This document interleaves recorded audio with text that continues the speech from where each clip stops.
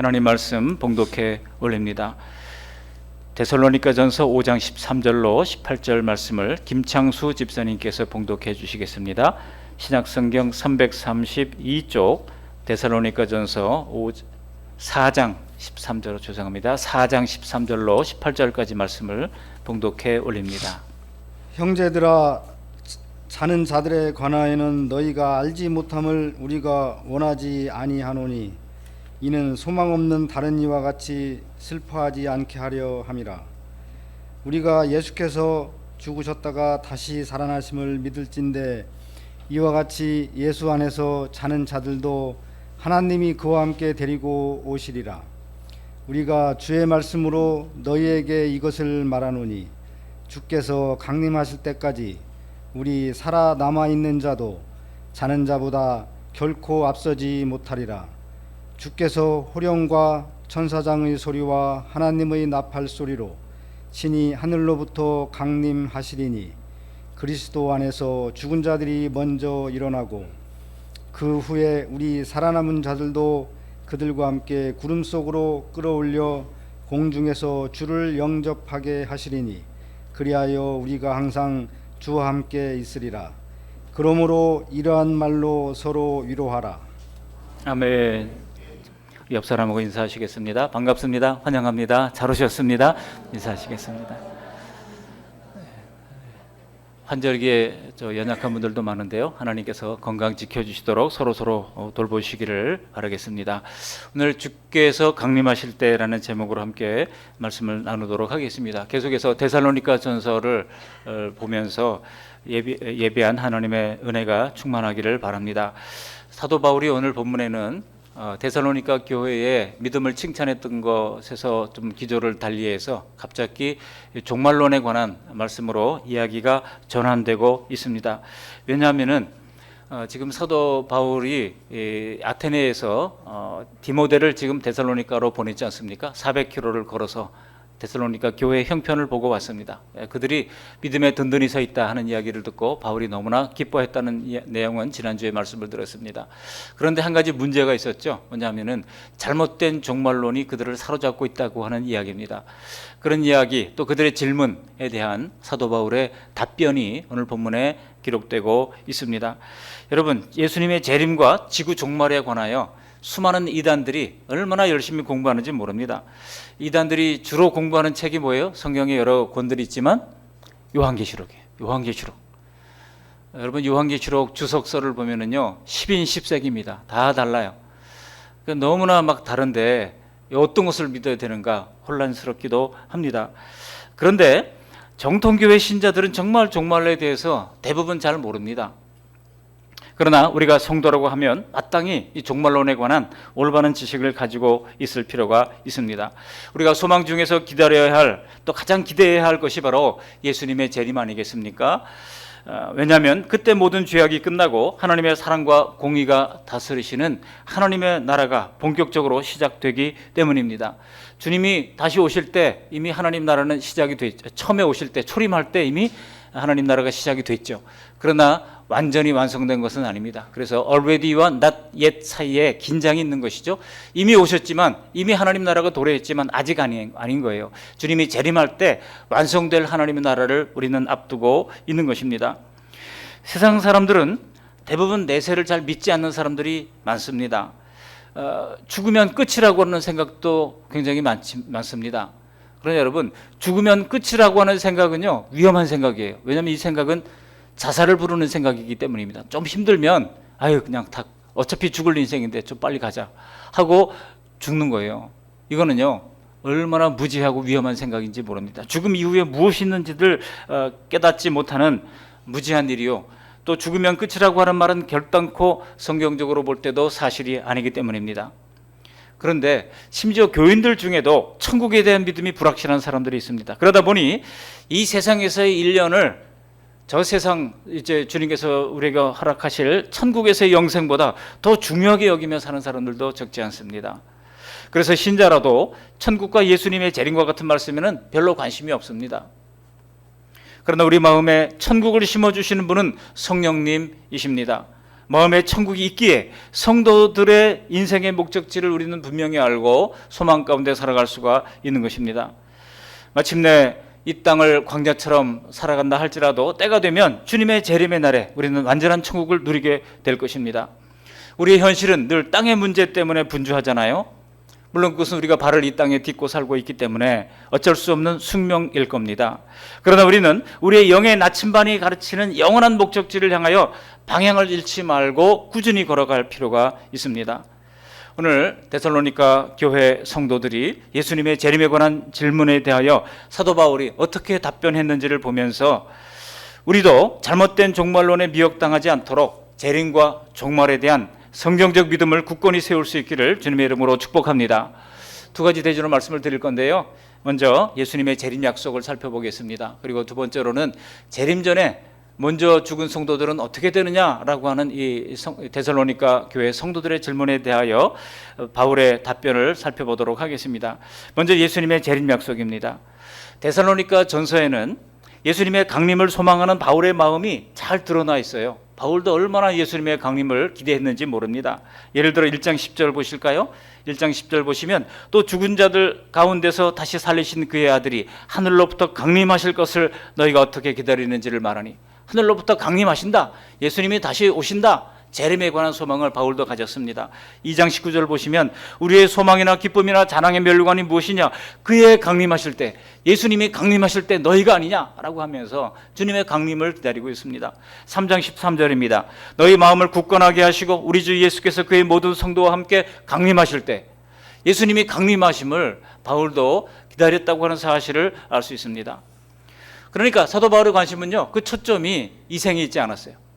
주님이 다시 오실 그날에 계속해서 맞추고 있는 것을 볼 수가 있습니다.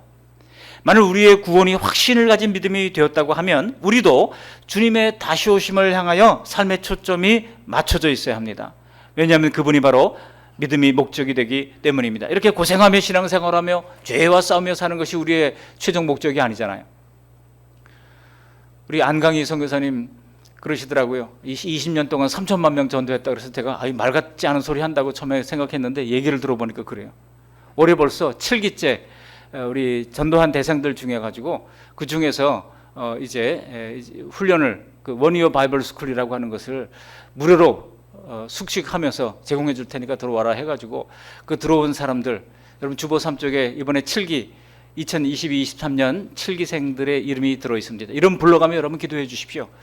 또 거기 보면 18살부터 뭐 36살까지의 젊은이들로 구성되어 있습니다. 그 안에 부부도 있고요, 남자도 있고 여자도 있고 기혼자도 있고 미혼자도 있습니다. 근데 이들이 처음 예수 믿고 거기 들어온 거예요. 뭐 예수 오랫동안 믿었던 사람들이 들어온 게 아니에요.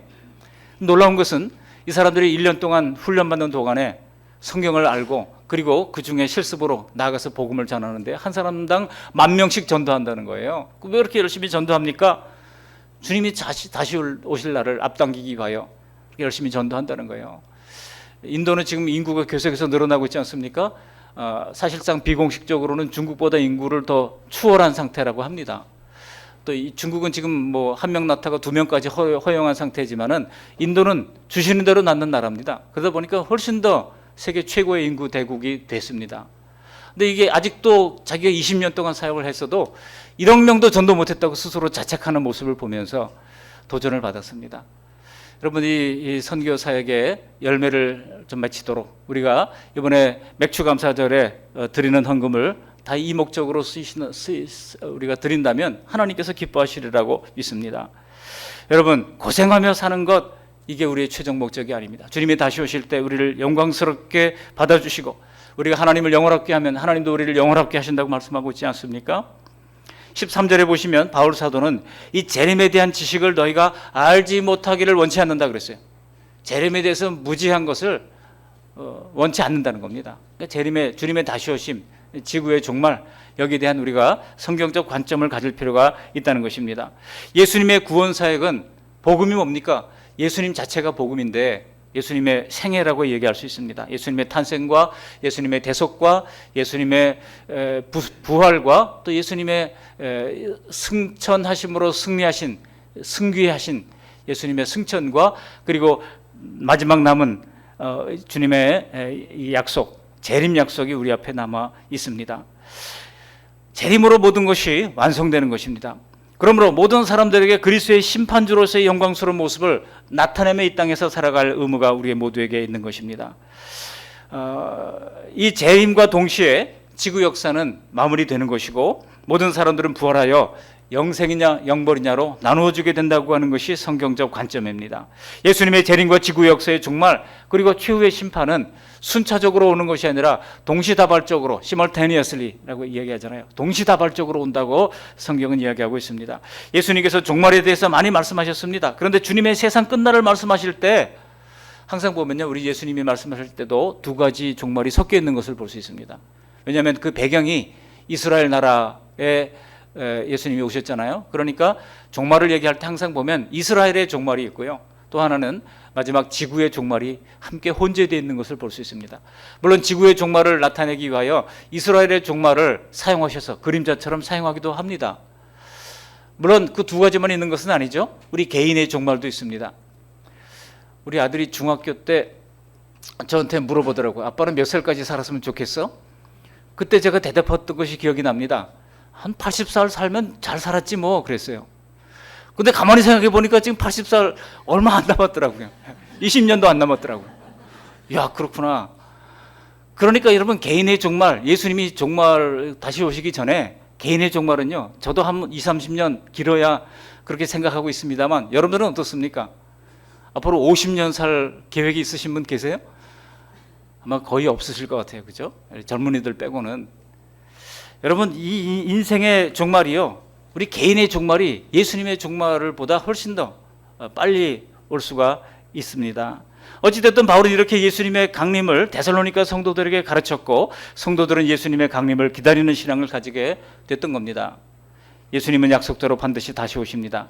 예수님의 다시 오심을 의심하지 말고 믿고 기다리고 소망하는 우리 모두가 되시기를 바랍니다. 두 번째로는요, 이 성도들이 먼저 죽은 성도들의 상태에 대한 질문입니다. 당시 데살로니가 성도들은요, 예수님의 재림이 자기네 당대에 온다고 믿었어요.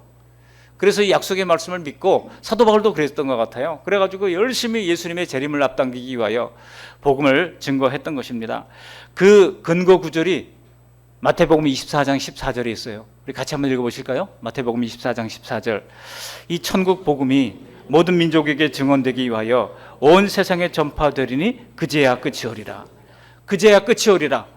끝이 뭡니까? 주님의 재림과 지구 종말이 같은 날이잖아요. 그렇기 때문에 주님의 재림하면 이 지구는 심판을 받고 이제 끝이 나게 됩니다. 그러니 그 주님의 다시 오심을 앞당기기 위해서 할 일이 무엇입니까? 천국 복음을 모든 민족에게 증언하는 것이겠죠. 그래서 사도들도 처음에는 예수님께서 그들의 세대에, 그들의 당대에 다시 오신다고 생각했던 겁니다. 바울 사도가 아주 공격적으로 선교 활동을 했던 것도 그런 생각 때문일 수도 있습니다. 그래서 주님께서 속히 영광을 받으시도록 제자들은 복음 전파에 온 힘을 다했던 겁니다. 여러분, 그때 만일 이런 긴박성을 주지 않았다고 하면 복음은 아직도 유럽에 머물고 있었을지도 모릅니다. 데살로니가 성도들도 긴박하게 다가올 종말을 기다렸습니다. 우리 한국교회도 여러분 1999년 2000년 요때 아주 난리가 났었지 않습니까? 세계말적 분위기 위해서 종말에 대한 관심이 과열되었던 적이 있었습니다. 그때는 정말 주님이 곧 오시는 게 아닌가 혼란스러웠던 적도 있습니다.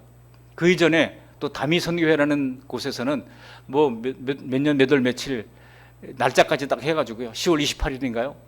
주님 다시 오신다고 그래가지고 학교 다닐 필요도 없고 또 직장 다닐 필요도 없고 빨리 사표 내라 그러고, 제가 아는 우리 선생님들 중에 휴직을 하고 흰옷 입고 봉산 올라갔던 사람도 있고요, 아예 퇴직을 하고 올라갔던 사람도 있어요. 휴직을 하고 올라갔던 분들은 나중에 다시 복직했어요. 퇴직을 하고 올라갔던 분들은 보니까 지금도 기간제 교사로 열심히 일하시더라고요. 그때 막 그 MBC, KBS 지상파 방송사들이 다 카메라 걸어놓고 정말 예수님이 다시 오시는가 기다렸지만 아무런 일도 일어나지 않았고 또 슬픈 모습으로 내려가는 그들의 뒷꼭지가 얼마나 처량하게 느껴졌는지 모릅니다. 여러분, 예수님이 뭐라고 그러셨습니까? 사도행전 1장 7절에 보시면, 우리가 사도행전 1장 8절은 너무나 잘 알잖아요. 그죠? 오직 성령이 너에게 임하시면 너희가 권능을 받고 예루살렘과 온 유대와 사마리아와 땅끝까지 이르러 내 증인이 되리라. 근데 그 구절 앞에 뭐가 있습니까? 1장 7절에 보면 제자들이 묻잖아요. 언제 이런 일이 있습니까? 물을 때 예수님이 말씀하십니다. 때와 기한은 너희의 알 바 아니요라고 얘기했어요. 때와 기한은 너희의 알 바 아니다. 그건 하나님께 속한 것이다. 그렇기 때문에 때와 기한을 찾으려고 너무 애쓰지 말라 하는 것이 성경적인 이제 내용인 것입니다. 여러분, 정말 2000년 되는 그 해 얼마나 혼란스러운지 모릅니다. 그런데 최근 나는 신이다라고 하는 다큐멘터리에서 JMS 정모 씨, 젊은 대학생들을 끌어모은 수단이 무엇이었습니까? 두 가지였죠. 바로 종말론과 휴거, 이런 내용들이었습니다. 거기에 미혹된 사람들이요, 아직도 정시를 재림예수라고 믿고 따르고 있습니다. 종교를 빙자한 이단은 사람의 인격과 영혼을 정말 처참하게 파멸시키는 것을 볼 수 있습니다. 여러분, 거기에 미혹됐던 사람들이 학력이 모자랍니까? 실력이 모자랍니까? 다들 나름대로 명문대생들 아니었습니까? 지금도 정시의 비호 세력들 안에는요, 정치인, 의사, 검사, 교수, 언론인 다수가 포함되어 있다고 합니다. 보십시오.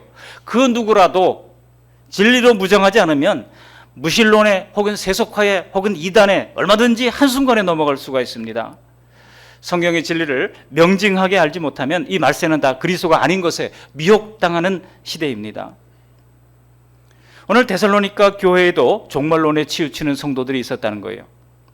나중에 데살로니가 후서를 보시면은요, 이 편지를 받은 뒤에도 이 잘못된 종말론에 관한 문제가 더욱더 심화되고 있었다는 사실을 알 수 있습니다.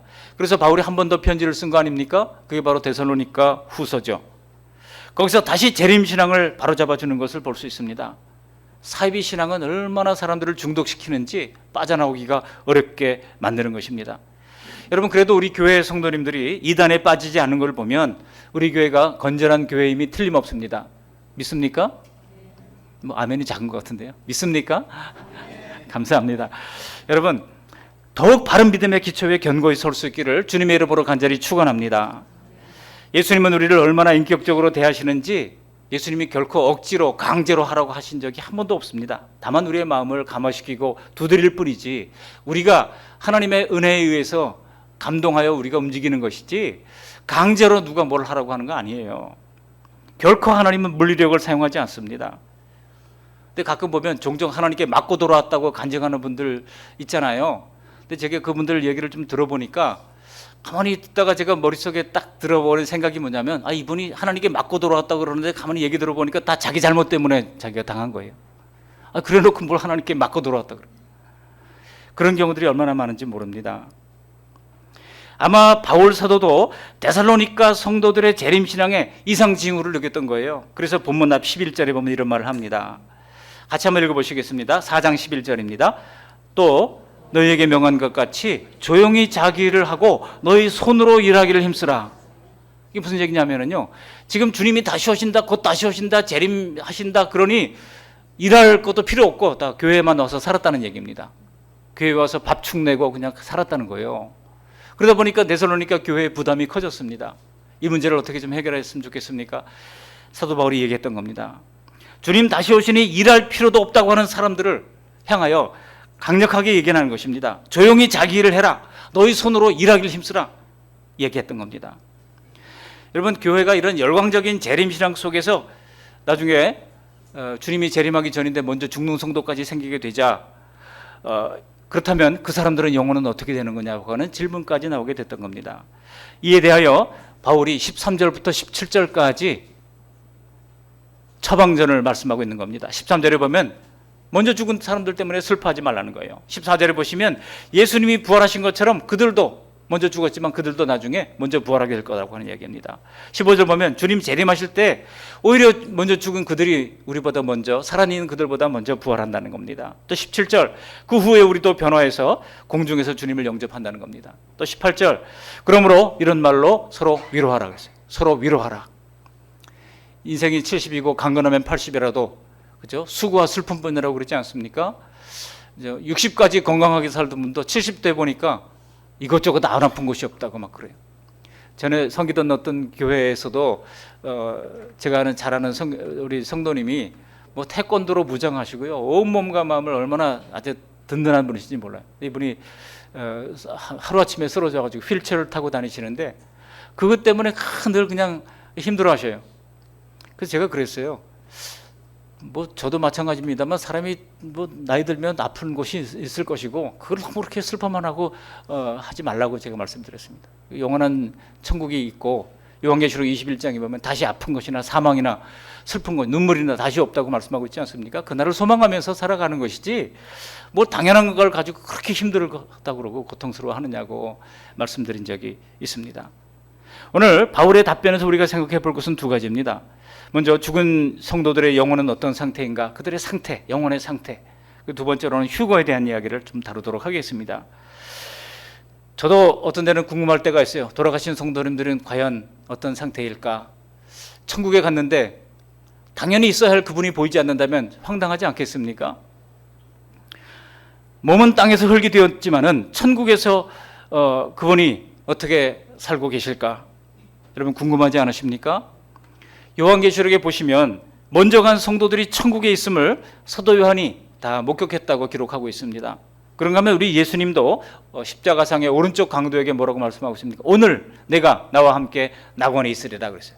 오늘이라고 말씀하시는 것을 보면 그날 죽음을 맞이하게 된 예수님과 그 오른쪽의 강도가 다 천국에 들어갔음을 말씀하고 있는 겁니다. 예수님이 거지 나사로의 비유를 말씀하실 때도 이 나사로가 이제 죽어서 천국에 들림을 받고 부자는 죽어서 지옥에 갔잖아요. 그런데 이미 천국에 있다고 말씀하고 있습니다. 근데 오늘 바울 사도는 14절에 그들이 자고 있다라고 하는 표현을 쓰고 있어요. 여러분 성경은 종말과 재림에 대해서 우리의 이성을 딱 만족시키는 완성된 그림을 보여주지는 않습니다. 그저 부분적인 스케치들만 여러 장이 있을 뿐이에요. 그래서 예수님이 재림하시기 전에 먼저 죽은 사람들의 존재 방식에 대해서는 여러 가지 설이 있습니다. 그렇지만 그 어떤 설도 성경의 모든 이 퍼즐들을 만족시키는 대답은 없습니다. 대개 하나가 맞으면 다른 한쪽에 또 문제가 생깁니다. 예를 들어 이런 종류의 설이 있습니다. 오늘 바울 사도가 죽은 성도들을 잔다라고 표현한 것을 근거로 해가지고 죽은 성도들의 영혼이 주님의 재림 때까지 수면 상태에 있다, 이런 설이 있어요. 또 그런가 하면 설 2, 성도들의 영혼은 이미 하나님께 가 있다, 이런 설이 있고요. 설 3, 죽은 자들이 심판 때까지 다른 곳에 가 있다가 재림 시에 부활해서 구원을 받는다, 이런 설들이 있습니다. 근데 이런 설들은 다 각각 근거 성경 구절들을 가지고 있어요. 여러분 어느 쪽이 옳은 것 같습니까? 그러나 여러분 어느 것이든 재림과 종말에 대해서 모든 성경 구절들이 다 완벽하게 일치하는 것을 찾을 수가 없습니다. 그러니까 우리가 기억해야 할 것은요, 성경을 볼 때 우리는 겸손해야 한다는 겁니다. 자꾸 인간들은 뭔가 짜맞춰가지고 우리 모든 이성에 만족하고 하는 것을 구하려고 하지만 그 어떤 것도 지금까지 만족하지 못했습니다. 여러분 그래서 제가 성경 구절 하나를 같이 한번 읽어보자고 권하는데요. 바로 신명기 29장 29절 말씀입니다. 함께 읽어보실까요? 신명기 29장 29절. 감추어진 일은 우리 하나님 여호와께 속한 것이거니와 나타난 일은 영원히 우리와 우리 자손에게 속하였나니. 여기까지. 하나님이 우리에게 계시해 준 것만큼만 우리는 알 수 있다는 겁니다. 여러분 창조자 하나님의 그 높은 지식과 지혜를 우리가 피조물인 인간이 어떻게 다 알겠습니까? 하나님이 우리에게 알려주신 것만큼만 알 수 있다는 겁니다. 나타난 일이 우리에게 계시한 것이에요. 그러나 감추어진 것, 우리에게 아직 계시하지 않은 부분은 영원히 하나님께 속한 부분이라고 하는 것입니다. 그러므로 성경을 읽을 때 성경이 계시한 것만큼만 우리가 받아들이는 것이 중요합니다. 이거를 억지로 짜맞추려고 하다 보면 거기서 이단이 생기는 것이고 문제가 생기는 것입니다. 영혼의 상태에 대한 여러 가지 설은 우리가 어느 쪽을 믿는다고 해도 이단이 되는 것은 아닙니다만 성령님께서 확신을 주시는 성경 구절들을 붙잡으시기를 바랍니다. 다만 이런 내용을 이해할 때 천국은 지구 삶의 연장선상에 있지 않다는 것을 알아야 합니다. 과거 어떤 교단에서는요, 이 천국을 우리 이 땅의 삶의 연장선상으로 이해를 했어요. 천국에 가보니까 뭐 오토바이도 있고, 어떤 유명한 부흥 강사가 얘기했잖아요. 천국에 가보니까 뭐 빌라도 있고 뭐 엄청난 이 땅에 뭐 그거랑 비교할 수 없고 황금길이고 막 이야기를 하는데 천국에 갔다 왔다는 사람들이 심심치 않게 등장하는 것을 볼 수가 있습니다. 그런데 여러분 너무 깊게 하려고 하지 마세요. 하나님께서 막아두신 것을 억지로 풀다가 나중에 꼭 문제가 생기는 것을 볼 수 있습니다. 성경은 말하는 것은 뭐냐면은 천국은 이 땅의 삶과 불연속적 측면이 더 크다는 거예요. 연속적 측면도 있지만 다 그대로 가는 게 아니다라고 하는 겁니다. 그러니까 지구 삶의 연장선상에 있지 않다는 것을 먼저 우리가 기억해야 합니다. 우리가 죽는 순간 이미 지구 환경과는 완전히 다른 곳으로 옮겨지게 되는 것입니다. 천국에서의 시간 개념은 지구에서의 시간 개념과 완전히 다릅니다.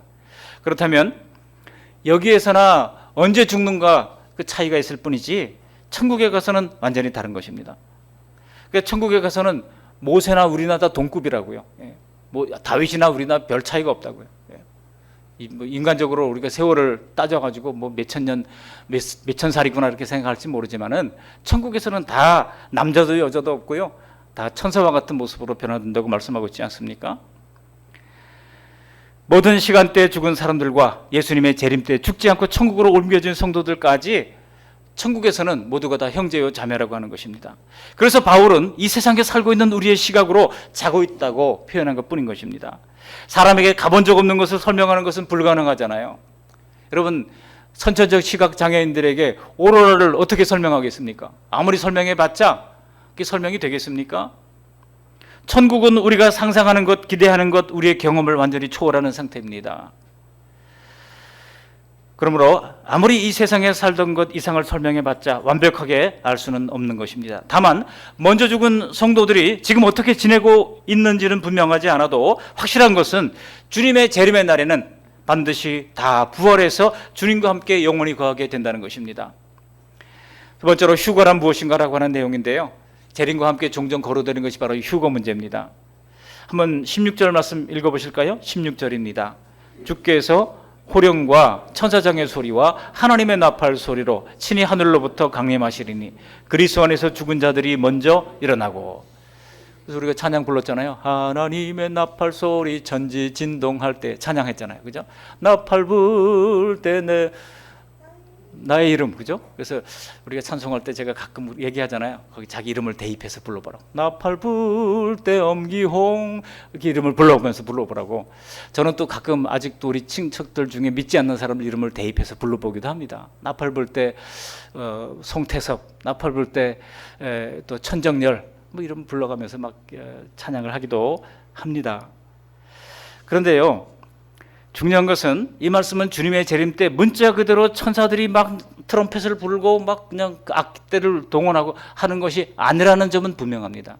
왜 그러냐면요, 여기 강림하시다라고 하는 헬라어 단어에 있습니다. 이 헬라어 단어가 카세베노 타이노라고 하는 말인데요. 이게 무슨 뜻이는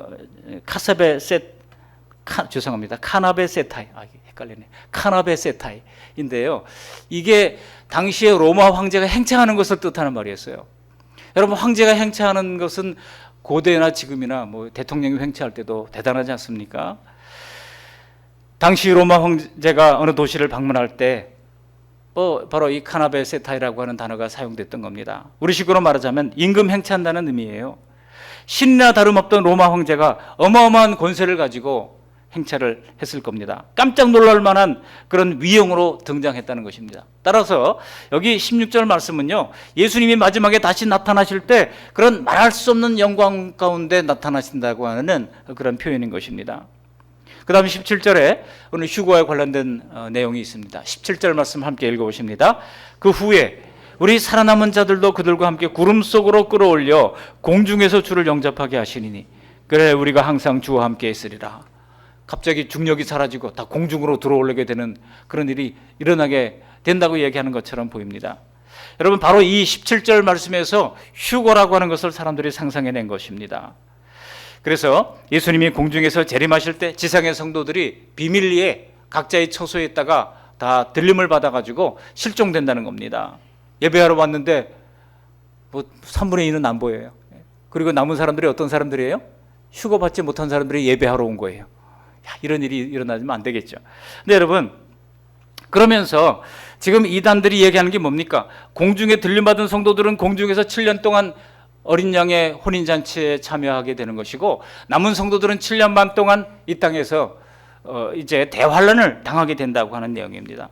그리고 휴거 사건 후에 이런 일이 있은 다음에 뭐라고 얘기하고 있습니까? 천년왕국이 이루어지게 된다는 것입니다. 1000년 동안 이제 다스린다는 겁니다.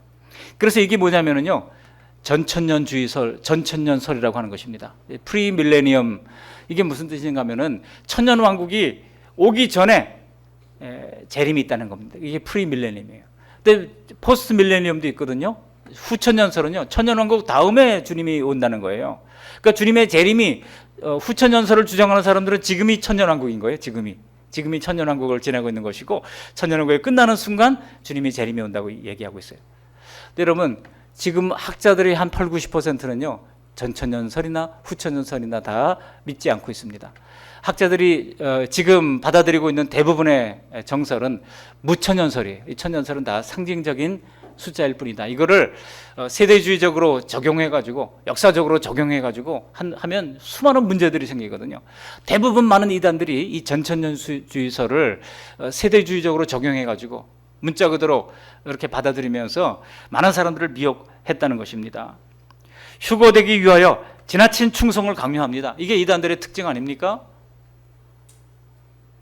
신천지가 휴거되는 14만 4천 명 안에 들어가야 구원을 받는다고 성도들을 올가맸지 않습니까? 근데 지금 20만 명이 넘었어요. 교리가 바뀌었습니다. 여러분, 구원받기 위해서 우리가 충성할 필요는 없습니다.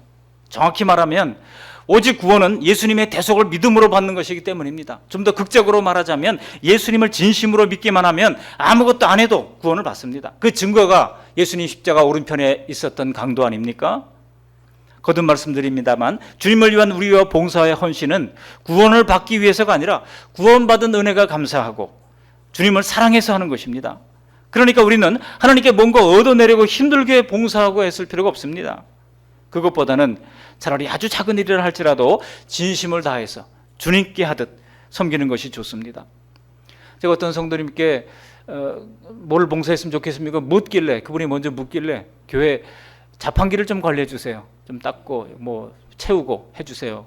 그렇게 이제 알려드렸더니 일주일에 한 번씩 와가지고 얼마나 그냥 다 분해해가지고 다 청소하고 말리고 막 드라이기로 말리고 막 다시 조립하고 하는지요.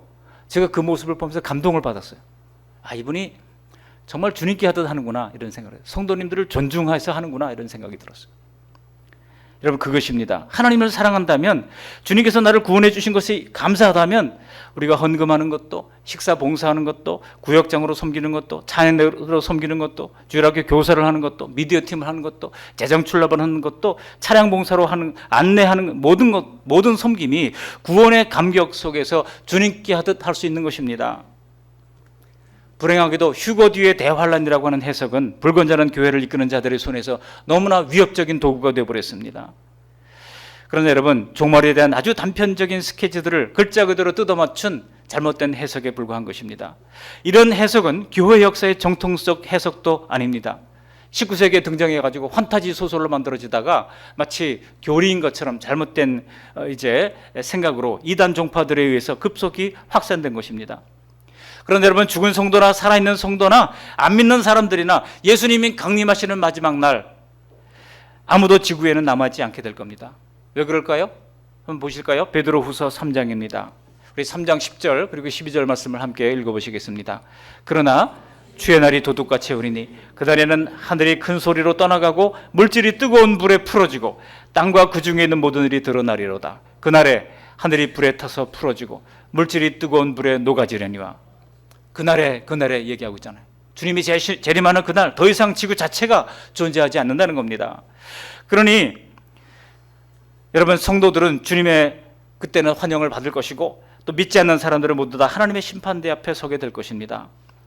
마태복음 24장에도 우리 예수님이 말씀하셨지 않습니까? 예수님의 종말에 관하여 여러 가지로 가르치는 중에 거기서 두 사람이 밭에 있다가 한 사람은 데려감을 당하고 한 사람은 버려진다고 말합니다. 두 사람이 맷돌질하다가 한 사람은 데려가고 한 사람은 버려진다고 말씀하고 있습니다. 그러니까 종말이 온다고 해서, 주님의 재림이 다가왔다고 해서 우리가 직장을 걷어칠 필요가 없어요. 다 어떤 사람은 맷돌질하는 사람 맷돌질, 어떤 사람은 밭에 가는 사람 밭에서 자기가 맡겨진 일을 성실하게 감당하다가 주님이 오는 것이지, 우리가 주님이 다시 오시니 모든 것을 걷어치고 봉이산으로 가자, 그렇게 할 필요가 없다는 겁니다. 휴고란 자들은 이것을 믿는 자는 휴고되고 불신자들은 남겨져서 대환란을 당한다고 해석을 하지만, 이 말씀은 오히려 종말이 아주 평범한 일상생활 속에서 갑자기 모두에게 임할 것을 경고하는 말씀입니다. 그날에 구원받는 자가 있고 심판을 당하는 자로 구분이 된다는 것입니다. 자, 다시 한번 정리해드리자면, 예수님의 재림과 성도들의 부활과 최후의 심판은 동시적으로 일어난다는 겁니다. 그러니까 전천년 후천설도 없고 무천년설입니다. 두 번째로는 성도들만 들림받는 휴고도 없고 재림 뒤 7년 대환란도 없다는 겁니다. 문자적인 7년 대환란은 없다는 겁니다.